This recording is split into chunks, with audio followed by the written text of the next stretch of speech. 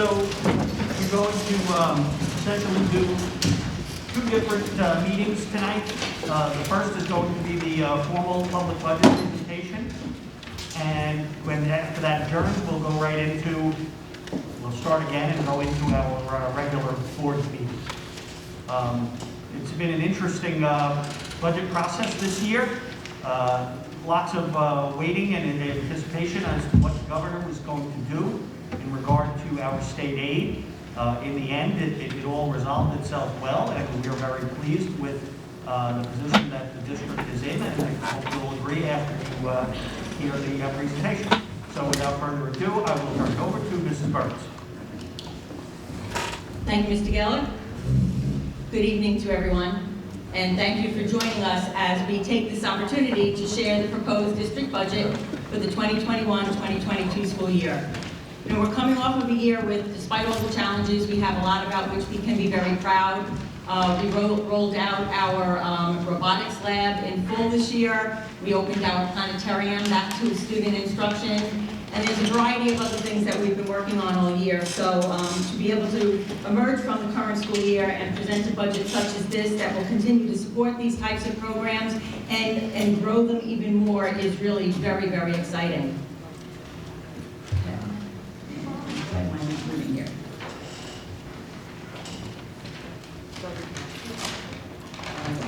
Okay.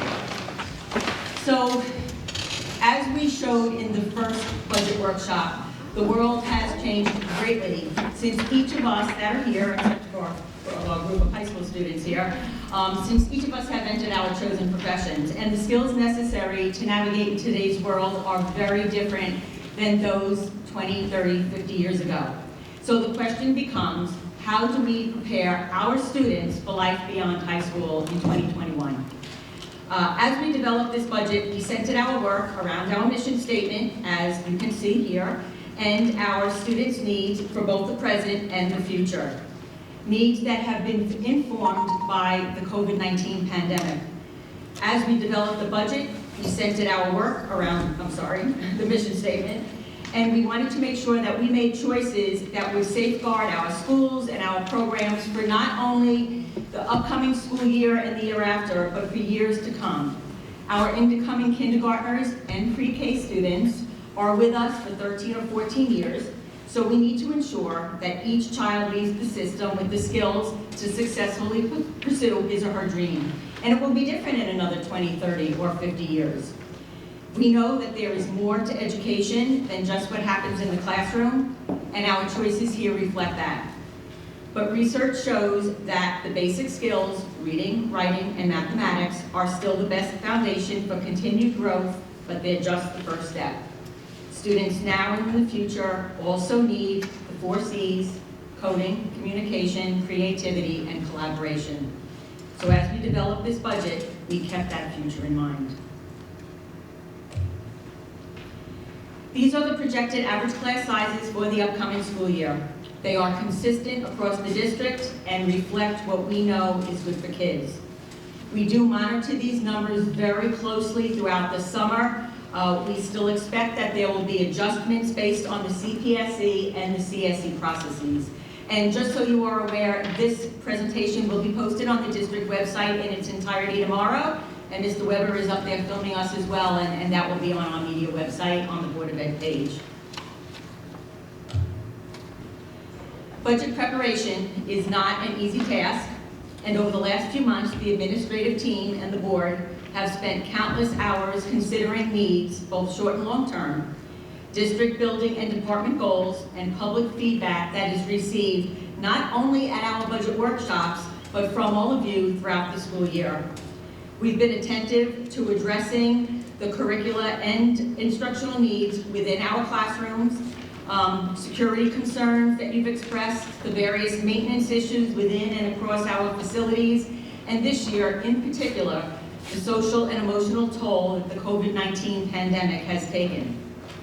In addition to maintaining our curricula and extracurricular programs, we've included a number of items in this proposed budget that will allow us to expand what we do in our classrooms, our libraries, our labs, our music rooms, our athletic fields, continue to develop our technology initiative, and support the social, emotional, and mental health of our students.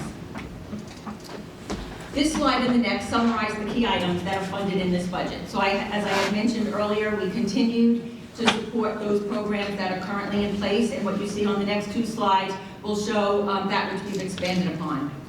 The budget supports the allocation of a full-time counselor at the 4 elementary schools, and it will result in 6 full-time counselors at the high school instead of 5.5. So currently one of our counselors is split between the 4 elementary schools and the high school, so we are hiring 1 more counselor, so we will have 6 dedicated counselors to the high school and 1 dedicated counselor to the 4 elementary schools.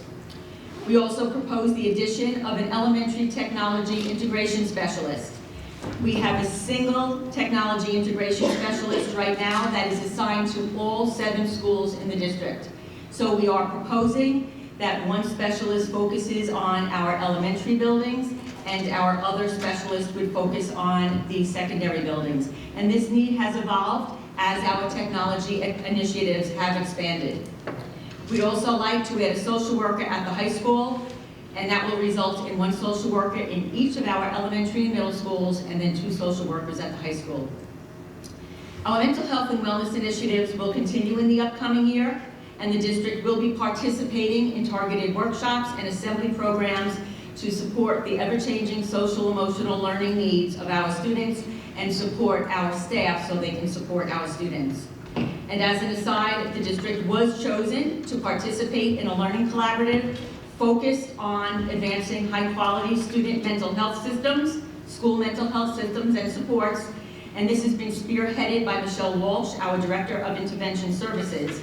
And in participating in this initiative, the district is provided with access to professional development, technical assistance, and ongoing coaching by the state as we work to pilot practices that advance the quality of our school mental health programs. The district will also be expanding the K-8 Summer Investigations Program. We expect to support an increased number of elementary students this summer to ensure that instructional gaps in reading and math, some of which were caused by the pandemic, continue to close. We will be reimagining our computer labs since our needs for them have evolved since every student and staff member now has a one-to-one device. And part of this change will include increased opportunities for students to take part in makerspace activities. The Smartboard and Chromebook replenishment cycles will continue next year, and we propose to add huddle cameras to additional locations in the district, including the high school stadium press box. Huddle cameras record and live stream athletic events, at present athletic events, and this year they were installed in the 2 high school gymnasiums to provide parents of our student athletes with the opportunity to view sporting events for which attendance was limited by the pandemic. You may recall the winter season, which took place in January, February, did not allow spectators, and then the fall season, which was our volleyball program, had a delayed allowance of spectators and no visitors at all. So, certainly opposing teams were very grateful to have that opportunity to watch the kids, and the cameras are an incredible quality if you ever had a chance to take a look at it. They've been very well received by the community and the student athletes and their coaches, as they can also help to gather game film that can be used for coaching purposes and a variety of reasons, including college recruitment. So a lot of good things going on here. Additionally, the budget supports the replenishment of our band and orchestra instruments, the purchase of specialized vocal and instrumental MERV 13 filtered masks, and instructional software for our graphic design, graphic design and advertising program. We also plan to replace the window blinds in non-instructional areas throughout the district. You may recall that blinds in the instructional areas were replaced as part of the bond when we were replacing some windows some time ago. So we want to make sure we bring everybody else up to speed. We also plan to, or propose to purchase a maintenance van and to replace one of our 20-year-old school buses with a new large bus purchase. And finally, we do hope to replace the high school cafe serving line refrigerator. So there are 2 propositions on the ballot this year. The first is for the 2021 school budget. The second proposition is for the use of the Capital Reserve Fund, which was established in 2019. Mrs. Pilati, our Assistant Superintendent for Business, will speak about both of those propositions in more detail in just a moment. Residents will also vote on the election of 2 Board of Education trustee seats. This is an at-large election, which means there are 3 candidates for 2 seats, and the 2 highest vote getters are those trustees that will be seated. So the trustee candidates are Rich Antonello, Debbie Brown, and Roy Tarantola. So at this time, I would like to turn the presentation for the numbers over to Mrs. Pilati.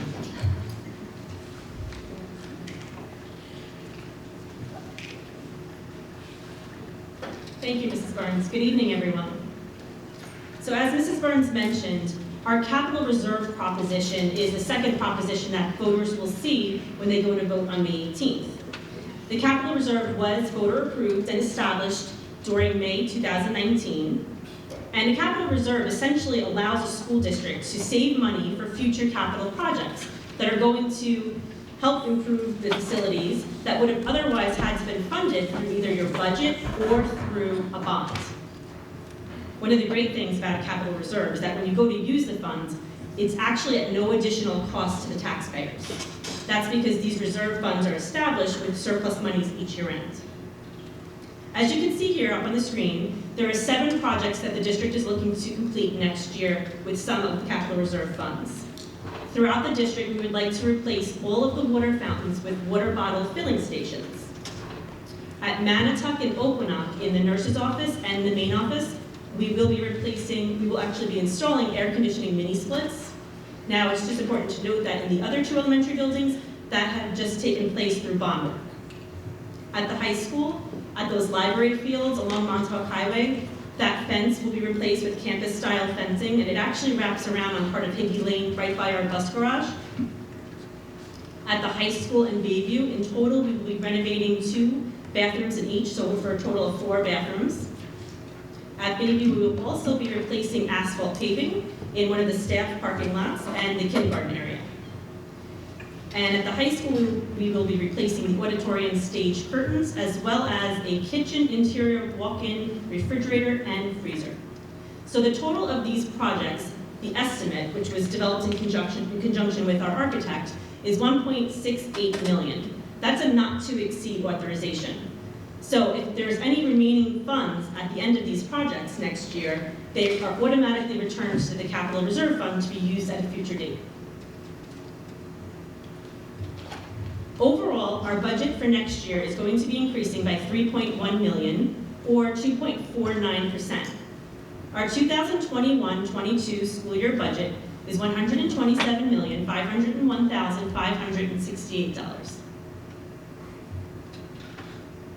New York State law requires us to display our budget and classify our expenditure budget into 3 different components: the program, administrative, and capital components. As you can see here, program, representing $95 million, or 75% of our budget, represents the largest piece of our budget.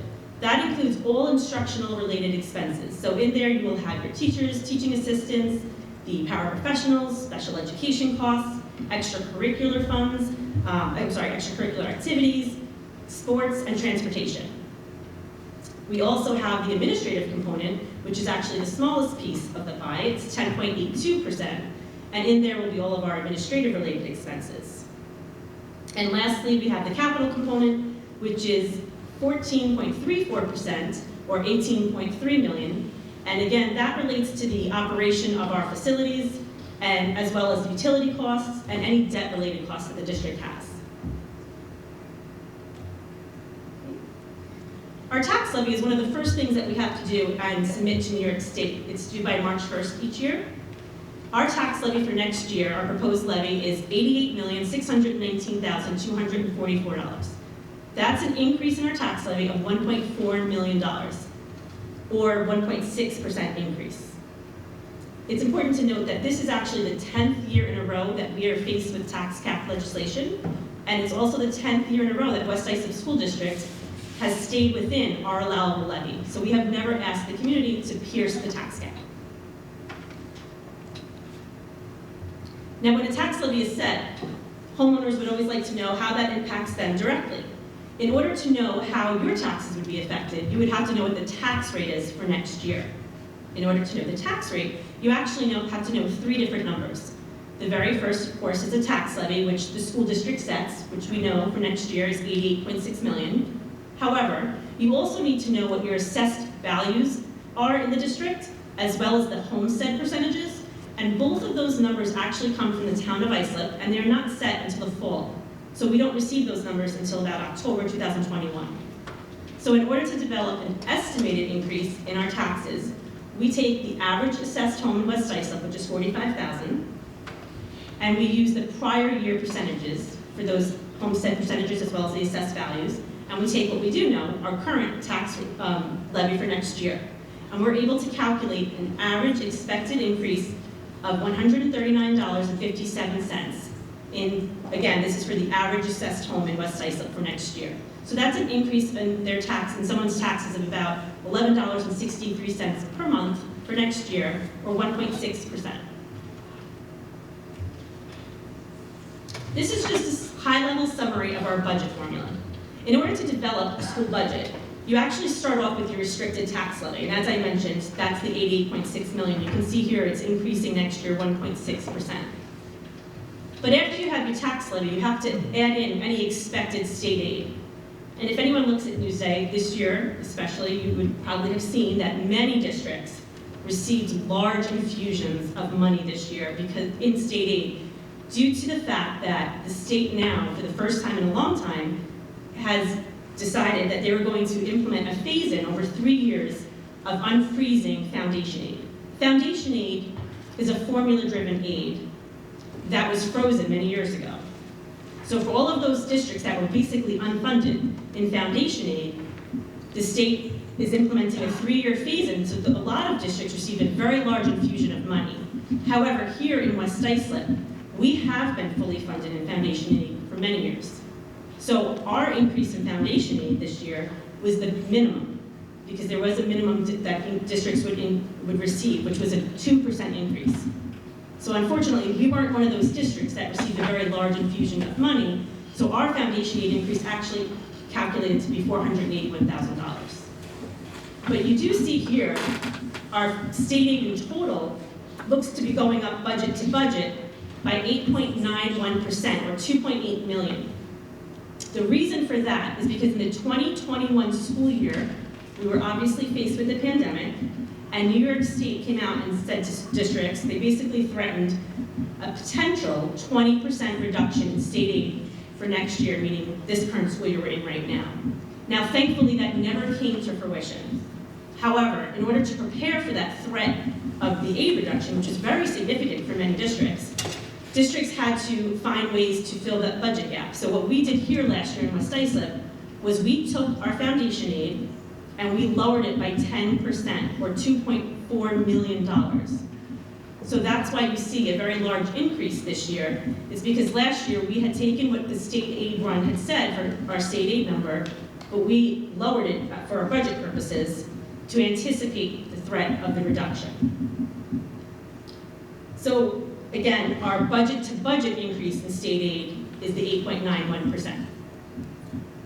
So after you have your restricted tax levy, you add in any expected state aid, the next number you have to add in is any other revenues that the district would earn for the following year.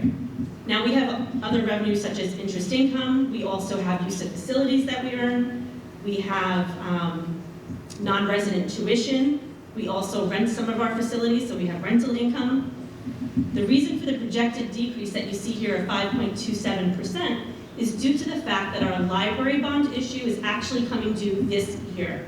So that just means that the bond payment that we make will cease after this year, so we won't have that expense, but we also will be receiving the revenue from the library to make that payment. The next thing you have to add in is the appropriated from reserves amount.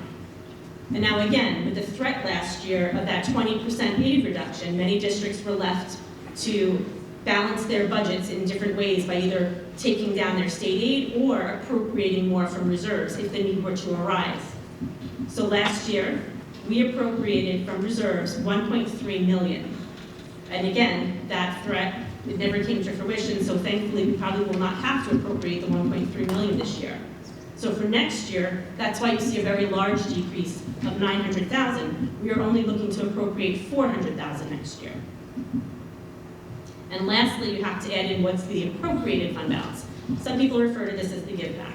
It's the amount that the board can use to balance the levy in the following year. That's going to remain the same at $1 million. When you add up all of those balances, you basically arrive at your expenditure budget for the next school year, which is for us, for 2021-22, $127.5 million, which represents a 2.49% increase in state aid. Now, on those state aid runs this year, they like to make it extra confusing. They actually had several other revenue sources that are considered grants and aid. So when that happens, they're actually accounted for in the special aid fund and not in your general aid fund. So that essentially means that they will be not included in your voter-approved budget. Two examples, or two sources of federal stimulus funds, are the Coronavirus Relief and Response and Relief Supplemental Appropriations Act, which people refer to as PreK, and the American Rescue Plan Act, or ARP. Now again, these were one-time allocations, and they were driven by the Title I formulas and student counts. West Islip, on our state aid run, will be allocated $3.7 million for PreK and $1.5 million for ARP. Now, these are essentially intended for purposes such as addressing learning loss from the pandemic, technology, after-school events, summer curriculum, and enrichment. However, we are still waiting further guidance from the state on how to implement this and what we will be doing. So that is forthcoming, so we will have further information in the coming months regarding those funds. But again, it does not impact our voter-approved budget because they are accounted for as grants. So it's essentially like a reimbursement aid. Another example of that is universal pre-K. For the first time, we had universal pre-K money on our state aid run. Now, this is also considered a grant and aid and will be accounted for in the special aid fund, so it's not included in our voter-approved budget. The district currently operates 2 half-day programs for preschool that began in the 2019-20 school year. However, this UPK funding can only be used for full-day preschool programs. And as part of education law, we are actually required, anyone receiving this funding or accepting this funding, you must set aside 10% of that allocation to collaborate with eligible agencies within your district boundaries to assist you in running the program in some capacity. So Mrs. Morrison, our Assistant Superintendent for Curriculum, as well as the elementary principals, they sent out a survey to all of the upcoming preschool parents, and there was an overwhelmingly positive response for the need for full-day preschool. So the district is going to be transitioning to a full-day preschool in all of the elementary buildings. However, we are still going through the guidance and still going through everything we need to, so more information will be forthcoming regarding this. There's several communications that we put out regarding our budget to our residents. We had 4 budget workshops this year, and all of those in PDF are on the website in PDF form. They're the PowerPoints, as well as the videos of those presentations. We are mailing home an informational notice, which is required. It's called a 6-day notice. It gets mailed out 6 days before the budget vote. And our annual budget newsletter was actually mailed out recently, and most districts, residents should have received it already. And lastly, we are required to put together these budget statements, we call them budget books, with information such as our proposed expenditure budget line by line, our revenue budget, our property tax report card, our salary disclosure notice, our school report card, our fiscal accountability supplement, and our local government exemption impact report. All of that information is on our district website. It's also in every elementary, middle, and high school main office, as well as the district office. Most importantly, our school budget vote is on Tuesday, May 18th, and it's being held at the high school gymnasium between 7 a.m. and 9 p.m.